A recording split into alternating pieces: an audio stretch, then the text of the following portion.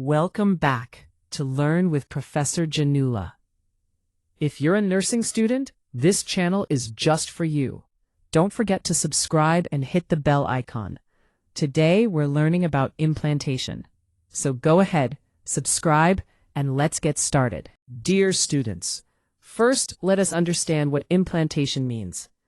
Implantation is the process by which the developing blastocyst attaches to and embeds into the endometrium, which is the inner lining of the uterus. After fertilization, the embryo develops into a blastocyst and travels to the uterus. When it reaches the uterus, it does not remain free inside the cavity. Instead, it attaches to the endometrium and gradually burrows into it. Why is this important? Because once implantation occurs, the embryo can receive nutrients and oxygen from the mother for its growth and development. So in simple words, implantation means the blastocyst settling down in the uterus and establishing the beginning of pregnancy. Now let us see the time of implantation. Fertilization usually occurs in the ampulla, which is the widest part of the fallopian tube. It is here that the sperm meets the ovum and forms the zygote. After fertilization, the zygote starts its journey towards the uterus. During this journey, it keeps dividing repeatedly into many cells. Gradually, it develops into a blastocyst. When the blastocyst reaches the uterus, it is ready for implantation. Implantation usually begins around the 6th to 7th day after fertilization. The blastocyst attaches to the endometrium and slowly embeds into it. This implantation process continues for a few more days and is usually completed by the 10th to 12th day after fertilization. Once implantation is completed successfully, pregnancy becomes established. Now let us discuss the site of implantation. Normally, implantation occurs in the upper posterior wall of the uterus, close to the fundus. The fundus is the upper rounded part of the uterus. This site is considered ideal because it has a rich blood supply, which helps in the growth and nourishment of the developing embryo. So when implantation occurs at this normal site, pregnancy usually progresses normally. But sometimes implantation may occur outside the uterine cavity. Such an abnormal implantation is called ectopic pregnancy. For example, if the embryo implants in the fallopian tube instead of the uterus, it is known as a tubal pregnancy, which is the most common type of ectopic pregnancy. Remember, students, normal implantation occurs inside the uterus, whereas implantation outside the uterus is called ectopic pregnancy and requires immediate medical attention. Now, let us discuss the first stage of implantation, which is called hatching. At this stage, the blastocyst is surrounded by a protective covering known as the zona pellucida. You can think of it as a shell that protects the developing embryo during its journey through the fallopian tube. Around the 5th to 6th day after fertilization, the blastocyst breaks free from this protective covering. This process is known as hatching. Why is hatching important? Because as long as the blastocyst remains inside the zona pellucida, it cannot attach to the uterine wall. Once hatching occurs, the blastocyst can come into direct contact with the endometrium, which is the inner lining of the uterus. Therefore, hatching is an essential step for implantation. Without hatching, implantation cannot occur, and pregnancy cannot be established. After hatching, the next stage of implantation is called apposition. In apposition, the hatched blastocyst comes into contact with the endometrial surface. At this stage, the attachment is still loose and temporary. You can think of it as the blastocyst finding a suitable place in the uterus to settle. An important point to remember is that the embryonic pole of the blastocyst faces the endometrium. This is the part from which the embryo develops, so it must be properly oriented towards the uterine lining. Once the correct position is established, the process moves to the third stage called adhesion. During adhesion, the blastocyst becomes firmly attached to the endometrial cells. This attachment is much stronger than in the apposition stage. Special cell adhesion molecules help in this firm attachment between the blastocyst and the endometrium. These molecules act like a biological glue, ensuring that the blastocyst remains attached securely. So remember, students, apposition is the stage of loose contact, whereas adhesion is the stage of firm attachment to the uterine wall. After the blastocyst has attached firmly to the endometrium, the next stage is invasion, also known as penetration. During this stage, the trophoblastic cells begin to invade the endometrium. In simple words, these cells start penetrating into the uterine lining. As the process continues, the blastocyst gradually becomes embedded within the uterine wall. This embedding helps the developing embryo become securely fixed inside the uterus. A special layer of trophoblast, called the syncytial trophoblast, plays an important role here. It secretes enzymes that erode or break down the maternal tissues and blood vessels. Why is this important? Because this allows the embryo to establish a blood supply from the mother, which is essential for receiving oxygen and nutrients. So remember, students, invasion is the stage where the blastocyst penetrates deep into the endometrium and becomes completely embedded in the uterine wall, ensuring successful implantation. Dear students, this figure summarizes all the stages of implantation. Let us quickly revise them step by step. First is hatching.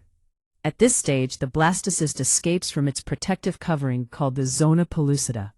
This usually occurs around the 5th to 6th day after fertilization. Hatching is essential because only after coming out of this covering can the blastocyst interact with the uterine lining. Next comes apposition. Here, the hatched blastocyst comes into loose contact with the endometrial surface. It is like the blastocyst finding a suitable place to settle in the uterus. During this stage, the embryonic pole faces the endometrium. The third stage is adhesion. In this stage, the blastocyst becomes firmly attached to the endometrial cells.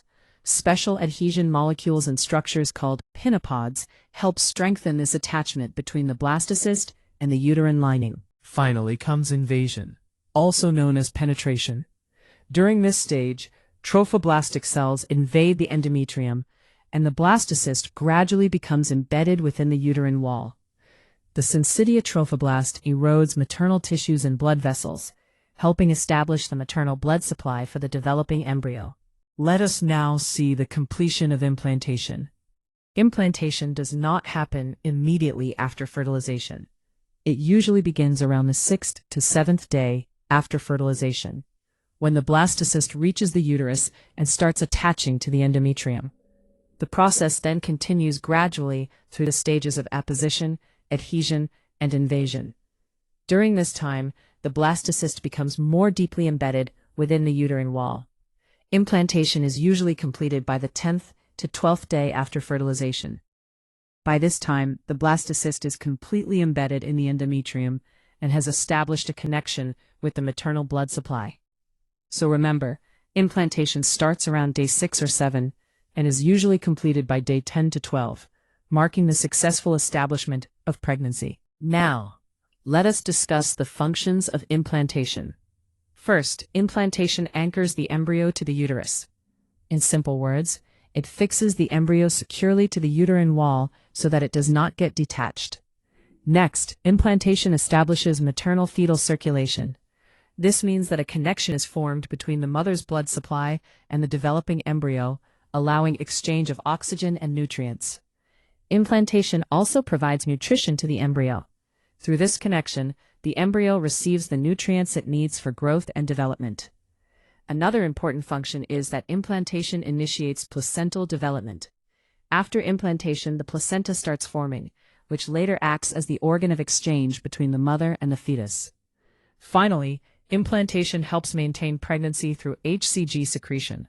The developing trophoblast produces the hormone HCG, which keeps the corpus luteum active and maintains progesterone production. This helps sustain the pregnancy during the early weeks. So remember, students, implantation not only attaches the embryo to the uterus, but also provides nutrition, establishes blood circulation, starts placental formation, and helps maintain pregnancy. Let us now discuss the clinical significance of implantation, especially implantation bleeding. During implantation, the blastocyst embeds into the endometrium. As it invades the uterine lining, a few small blood vessels may break. Because of this, some women may notice mild spotting or light bleeding. This is known as implantation bleeding. Implantation bleeding is usually very light and lasts only for a short period. It is much lighter than normal menstrual bleeding. This bleeding usually occurs about 6 to 12 days after fertilization, which is around the time the embryo implants into the uterus. Remember, students, implantation bleeding is a normal physiological event in early pregnancy. However, heavy bleeding or severe pain is not normal and should be medically evaluated. Let us now discuss some clinical conditions related to abnormal implantation. First, let us see ectopic pregnancy. Ectopic pregnancy occurs when implantation takes place outside the uterus. Most commonly, the embryo implants in the fallopian tube instead of the uterine cavity. This is a serious condition because the fallopian tube is not designed to support the growing embryo. As the embryo grows, the tube may rupture, leading to severe internal bleeding. Therefore, ectopic pregnancy is considered a medical emergency and requires immediate treatment. Now let us discuss placenta previa. Normally, the placenta develops in the upper part of the uterus, but in placenta previa, implantation occurs in the lower uterine segment. As a result, the placenta may partially or completely cover the cervical opening, also called the internal os. This can cause painless bleeding during pregnancy and may interfere with normal vaginal delivery. In many cases, a cesarean section may be required for safe delivery. So remember, students, ectopic pregnancy means implantation outside the uterus, whereas placenta previa means implantation in the lower part of the uterus, covering the cervical opening. Both are important clinical conditions that you should know. That's the end of this video. If you liked this video, don't forget to like, share, and subscribe to my channel for more nursing learning videos.